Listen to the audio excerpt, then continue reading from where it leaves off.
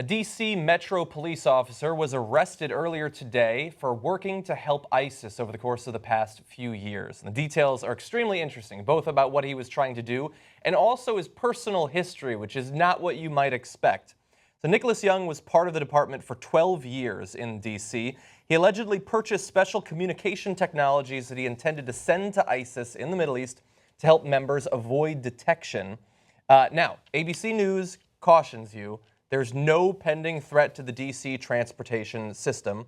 In fact, according to the criminal complaint that was filed earlier today, Young was focused on activity abroad, not in the D.C. area, and the FBI did not take his threats against agents seriously. We're going to read the details of those threats soon.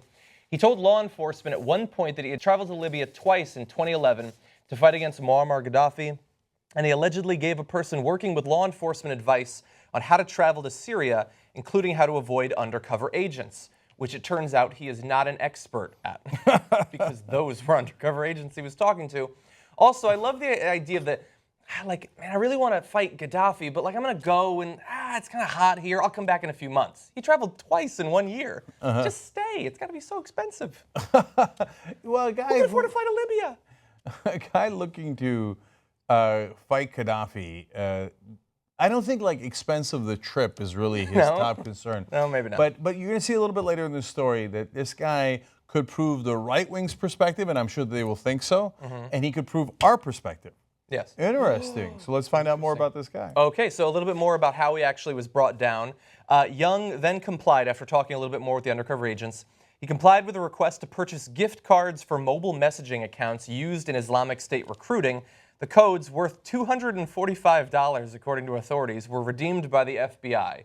We don't know if they're using it to make calls, but they do have the cards themselves. In addition, there were threats made to about some of the officers that he talked with, because some were undercover at some point, some were not undercover. Court papers detail vague threats over the years to kill FBI agents and informants or bring guns into federal court, which, by the way, we've had happen recently in the United States. Young allegedly threatened to kidnap and torture an agent who interviewed him and leave the head of anyone who betrayed him in a cinder block at the bottom of a Virginia lake. So we do know a little bit more about his personal history. He's a convert to Islam, was acquainted with two men who eventually were convicted in terrorism cases. He knew Zachary Chesser, who in 2010 admitted trying to join a Somali terrorist group and made threats to the creators of TV's South Park. And they really can piss off just about anyone. And Amini El Khalifi, who was arrested back in 2012 for plotting to bomb the Capitol. Okay, this shows you what goofballs these guys are. So they're like, oh, I'm going to go fight Gaddafi, and I'm going to be part of ISIS, and I'm a Nazi, which we'll get to. But I got to make sure that I get rid of the real threat, South Park. South Park. Because you know why? They're children. And they're just looking for attention.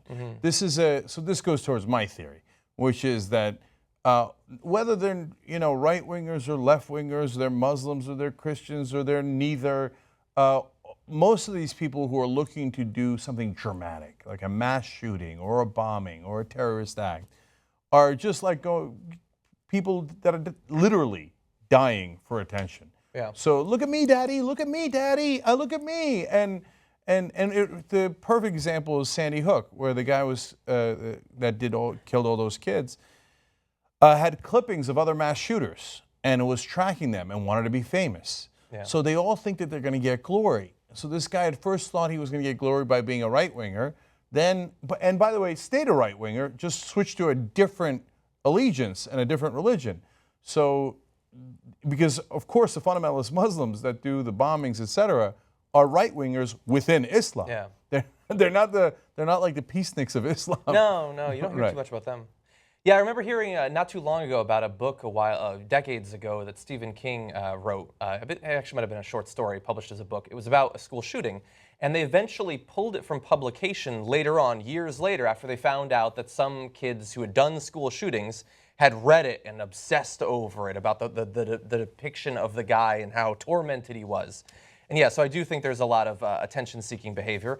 And the vast majority of people, even just terrible, immoral assholes who want attention, they mostly just go on Twitter and YouTube comment sections. But there is a small percentage of the population who's willing to take violent or deadly action. And unfortunately, some of them find these sorts of ideologies quite appealing. But we've sort of hinted at some of his personal history. Let's tell you a little bit more.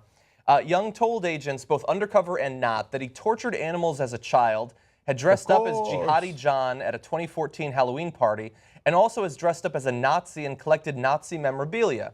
He showed an agent a tattoo of a German eagle on his neck, according to court documents. Now, that by itself does not prove that he considered himself to be a part of the Nazi party or a neo-Nazi or white supremacist or anything like that. But typically they're connected. But it does. Okay, go.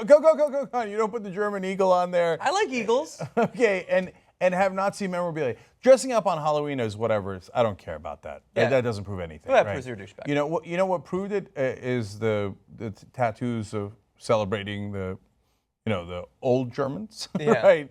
And the Nazi memorabilia, and the fact that he actually became a jihadi.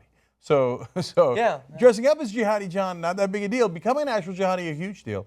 So and one more quick detail, just to the threat that he could have posed. He apparently never actually tried to do anything other than give calling cards to ISIS. But a Metro police officer told authorities that during an off-duty weapons training event last March, Young brought an Egyptian AK-47, a Kimber 1911 .45 caliber pistol, and an AK-47 AMD rifle.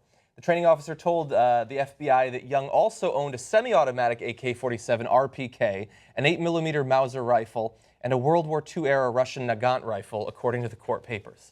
So this was a guy that theoretically, if he wanted to, and he talked about bringing guns into federal court, he had an arsenal at home. Some of it old World War II or World War I era vintage weaponry, but some of it much newer and certainly capable of wreaking havoc.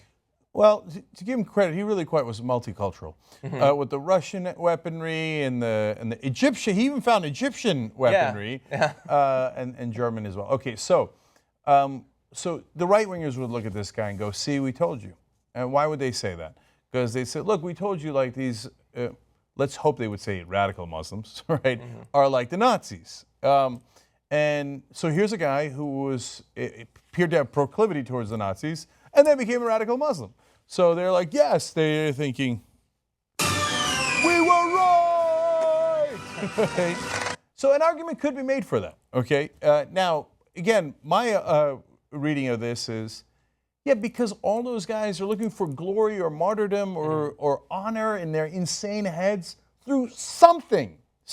I'll do it as a Nazi. I'll do it as a radical Muslim. I'll do it as this. I'll do it as that. Yeah. Just all I want is for my life to have some sort of meaning, but I'm kind of a loser, and so I can't accomplish anything on my own that's positive. Yeah. So the only way I can get that attention is by doing something incredibly negative through one of these incredibly negative ideologies. Yeah. Fundamentalist of some sort, whether it's political, right-wing or left-wing, or religious. And it's sad because, I mean, this guy was a D.C. Metro police officer.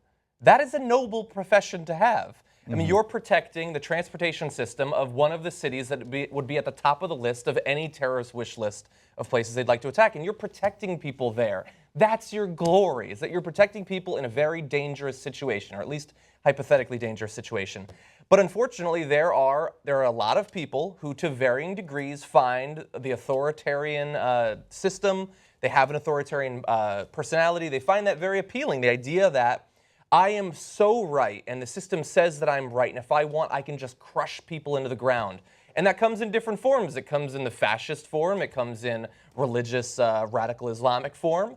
But it's all about control, and unfortunately, there's always going to be a certain percentage of our population that finds that incredibly appealing and is willing to kill people, even people they've never met, to be a part of it. So, some parts of the story I'm taking a little lighter because he didn't get to carry it out, thank God. So I want to end on that note.